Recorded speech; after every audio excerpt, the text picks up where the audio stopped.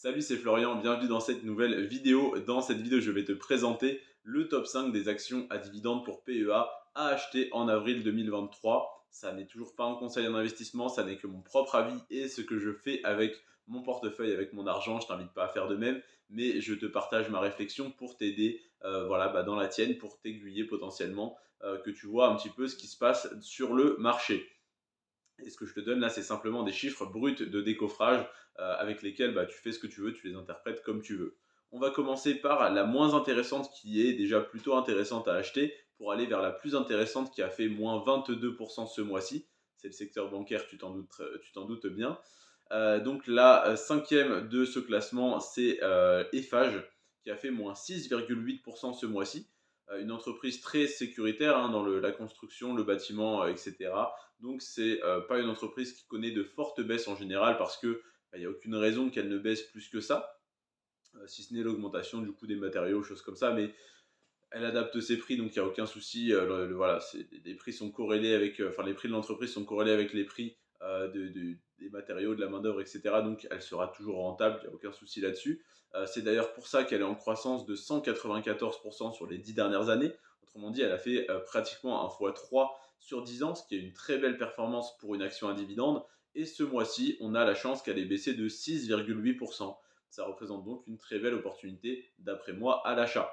Évidemment, il y a 4 opportunités encore meilleures à saisir dont je vais te parler à la suite de cette action, mais Eiffage est déjà très intéressante avec une baisse de 6,8% en mars 2023. Donc intéressante à acheter en avril. Legrand, en quatrième position de ce classement, l'entreprise Legrand dans le secteur de l'électricité, moins 7,2% ce mois-ci, donc un petit peu plus élevé qu'Eiffage, pas beaucoup plus. 7,2% de baisse et 140% de croissance sur 10 ans. Je ne te parle pas du dividende, je t'en ai parlé dans les vidéos d'analyse complète de ces entreprises, où là, pendant 10 minutes, je ne te parle que d'une entreprise. Donc, je te l'ai fait pour toutes les entreprises dont je te parle. Sur PEA, en tout cas, c'est tout fait. Et sur compte titre, il m'en reste encore pas mal à faire sur les actions à dividendes.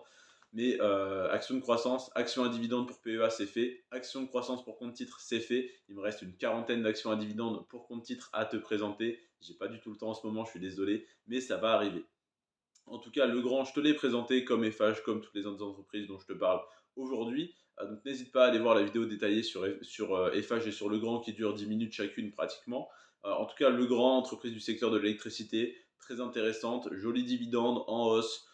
Voilà, tout va bien dans le meilleur des mondes. Pas la meilleure entreprise sur le plan de la croissance, mais tout de même 140% sur 10 ans, donc fois 2,5, c'est pas mal du tout.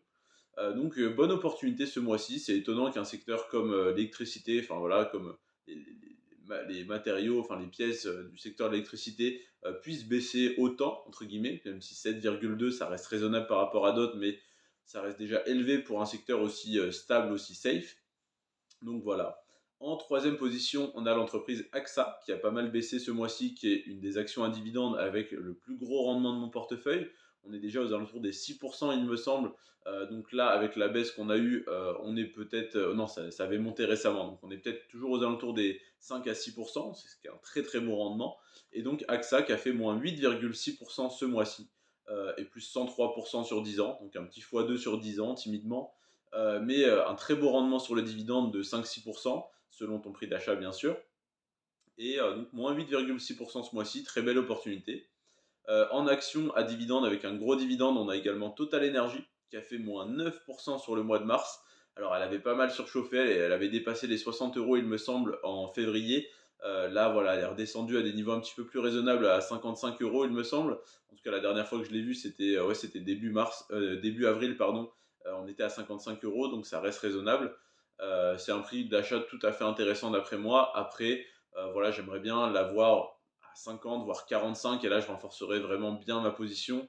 Là à 55, je rachète timidement 2, 3, 4 actions, mais voilà, pas plus que ça. Ça reste voilà, toujours mon avis, pas un conseil d'investissement, blablabla. Moins 9% sur un mois et plus 55% sur 10 ans. Donc c'est une action à dividende avec un gros dividende, avec une entreprise qui a en soi joli petit potentiel de croissance, mais qui ne fera jamais comme du Apple, Microsoft ou Tesla sur la croissance, hein, ça n'a rien à voir. C'est vraiment un secteur tranquille. Enfin, c'est l'énergie, donc certains trouvent ça risqué, trouvent ça voilà, mais moi j'aime bien l'énergie. Globalement, c'est un secteur magnifique. Après, oui, il y a du pétrole, oui, il y a de l'électricité, de l'hydrogène, des choses comme ça. Globalement, on a besoin d'énergie. On produit de l'énergie, on est taxé à 70% dessus, mais les entreprises arrivent à être quand même très rentables. Donc voilà, tout va bien. S'il n'y a pas de souci à ce niveau-là, on aura toujours besoin d'énergie. Et Total est devenu Total Energy l'année dernière, ou il y a 2 ans, en 2021, il me semble, parce que elle entame sa transition, même si c'est tout doucement, voilà, faire un petit peu d'électrique, un petit peu de E85 ou je ne sais quoi, enfin, des carburants, des biocarburants, des choses comme ça. Donc voilà, il y a, je pense, encore un bel avenir, encore des beaux dividendes et pourquoi pas une jolie croissance selon le tournant que prend l'entreprise à prendre sur les prochaines années, les prochaines décennies même. Donc Total Energy, ça m'intéresse toujours autant. Je sais que tout le monde est fan en plus de ça, donc ça ne devrait pas chuter énormément du jour au lendemain. Ça apporte une certaine sécurité. Je dis ça, on a fait moins 9% sur un mois, mais on reste à 55 euros. Ça a pris relativement élevé et l'action reste un petit peu surévaluée. Donc voilà, tout va bien. Enfin, tout va bien. Voilà, on n'a pas de forte baisse. Je pense pas qu'on puisse un jour, que je puisse un jour te présenter. Ce mois-ci, Total Energy a fait moins 37%. Ça m'étonnerait fortement. J'aimerais beaucoup, mais ça m'étonnerait fortement. Et en première position, tu l'attends, le moins 22%. Qui a fait moins 22%? Je t'ai donné un indice, je t'ai dit que c'était le secteur bancaire. Et jusqu'à il y a encore quelques mois, 3 à 6 mois, j'investissais sur BNP Paribas, Crédit Agricole et Société Générale. Je n'investis plus que sur BNP Paribas parce que c'est la plus grosse banque, parce que toutes les banques sont en galère totale. Et BNP Paribas était celle qui me paraissait la plus safe. En effet, c'est celle qui chute le moins parmi toutes les actions bancaires. J'ai bien fait de revendre au passage, hein, les actions Société Générale et Crédit Agricole. Je m'en suis séparé il y a 2 3 mois. On était au meilleur moment pour les revendre, il me semble. En tout cas, on était très bien. J'étais en belle plus-value. J'ai pris pas mal d'argent. J'ai bien fait de revendre. Et BNP Paribas, je n'ai pas encore investi dessus. J'attendais que ça baisse. On vient de faire moins 22%. C'est le moment. Donc là, je vais me jeter dessus. Je vais revendre mes actions Sanofi dont je t'ai parlé hier. Voilà, petit spoiler. Même si c'était la vidéo d'hier pour ceux qui ne l'ont pas vu. Sanofi qui a fait une belle croissance ce mois-ci. Je vais revendre 300, peut-être ouais, 3 actions sur les 4 que j'ai. Il me semble que j'en ai 4. Donc je vais récupérer 300 euros.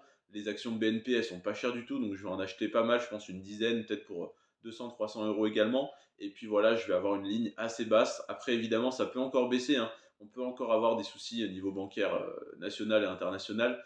Voilà, on peut encore prendre un moins 20% le mois prochain et me retrouver en grosse moins-value. Donc je pense rentrer peut-être sur 200 euros sur BNP Paribas. Et puis on verra par la suite comment ça évolue. Une ligne à 200 euros qui fait x2, c'est joli. Une ligne à 200 euros qui divise par 2, si tu as du cash pour renforcer, ça fait toujours plaisir. Donc, ça peut être toujours intéressant voilà, de rentrer sur des baisses comme ça quand tu aimes bien l'entreprise. Bien sûr, hein, ne pas rentrer sur une entreprise simplement comme Orpea par exemple parce qu'elle a fait moins 95%. C'est pas l'opportunité du siècle, je te le cache pas. Enfin, en tout cas, d'après moi, hein, fais ce que tu veux avec ton argent. Je ne mettrai pas 1 euro sur Orpea. Mais voilà, BNP Paribas, d'après moi, c'est pas d'après moi, c'est la plus grosse banque en termes de capitalisation boursière française. Donc c'est la plus safe, c'est la dernière qui devrait couler. Logiquement, on n'est jamais à l'abri de rien, mais voilà, c'est ma logique. Donc je me sens à l'aise à investir dessus, et d'autant plus si je la paye 22% moins cher. Donc moins 22% sur un mois, hein, quand même c'est énorme, hein, moins 22% sur le mois de mars, et plus 31% sur les 10 dernières années. Donc une très faible croissance sur le long terme, mais un dividende très généreux. À savoir que si je devais choisir une banque dans laquelle être, ça ne serait pas une banque qui est cotée en bourse, qui verse de gros dividendes, comme si je dois choisir une compagnie d'assurance, je n'irai pas chez AXA, tout simplement parce que AXA doit payer son dividende également de 5, 6, 7% de rendement selon le prix actuel de l'action, enfin le prix de l'action au moment du détachement. Donc je n'irai pas chez ce type d'entreprise qui se permettent de reverser 5, 6, 7, 10% des fois de rendement aux actionnaires. Voilà, on est en tant que client. Par contre, en tant qu'actionnaire, c'est extrêmement intéressant de profiter des clients peut-être un petit peu plus aisés qui vont aller chez une compagnie d'assurance voilà, qui va facturer un petit peu cher mais qui aura peut-être de meilleurs services comme AXA, ou chez une grosse banque comme la BNP qui va avoir de très gros clients, beaucoup d'argent, beaucoup d'encours sous gestion, etc. Et qui va donc pouvoir se permettre d'être suffisamment rentable pour verser 5, 8, 10% de rendement sur les dividendes. Donc, c'est des actions, des entreprises très intéressantes en tant qu'actionnaire, mais si tu tiens à ton argent, à ne pas de perdre trop d'argent, bah, je ne te conseille pas forcément d'être client chez elles. Pareil pour Total Energy, j'ai vu une seule fois en 2 ans de permis une pompe Total Energy qui était moins chère qu'une concurrente, et c'était une concurrente Avia ou quelque chose comme ça qui est vraiment très chère, donc c'est normal. Mais sinon, voilà, les entreprises en général qui versent de gros dividendes, etc. LVMH par exemple, même qui verse pas un gros dividende mais qui a une forte croissance, c'est parce que les prix sont exorbitants. Sans comparer LVMH et Total Energy ou BNP Paribas, tu comprends un petit peu le raisonnement. Donc voilà comment je sélectionne mes actions, hein. J'aime bien aussi qu'elles aient un avantage concurrentiel. Et donc aujourd'hui, là, je te présente 5 actions extrêmement intéressantes à acheter. Ça n'est pas un conseil en investissement, ça n'est que mon propre avis. Donc Eiffage, Legrand, AXA, Total Energy et BNP Paribas. Et donc surtout BNP Paribas qui a fait moins 22% ce mois-ci. Mais attention, ne viens pas pleurer dans un mois me dire j'ai acheté BNP Paribas sur tes conseils, parce que ce n'est pas des conseils, et elle a fait moins 20%, moins 30, moins 50, elle a coulé. Je ne pense pas qu'elle coule, je ne pense pas qu'elle va faire encore moins 50, mais elle peut faire moins 10, moins 20, moins 30. Je suis préparé à ça. En achetant aujourd'hui, je sais qu'elle peut remonter demain ou qu'elle peut encore faire moins 30%, et moi je suis à l'aise avec ça. Mais si tu n'es pas à l'aise avec ça, sur le fait de voir moins 30% sur ton portefeuille, eh bien, n'investis pas sur cette entreprise. C'est un petit peu risqué, surtout en ce moment. Voilà donc pour mon analyse pour cette vidéo. Je te remercie de l'avoir regardé. C'était Florian. Sur ce, prends soin de toi et de tes finances. Et moi, je te dis à demain pour le top 5 des actions à dividendes, mais cette fois-ci pour compte titre à vendre en avril 2023. C'était Florian. Prends soin de toi et de tes finances. Ciao.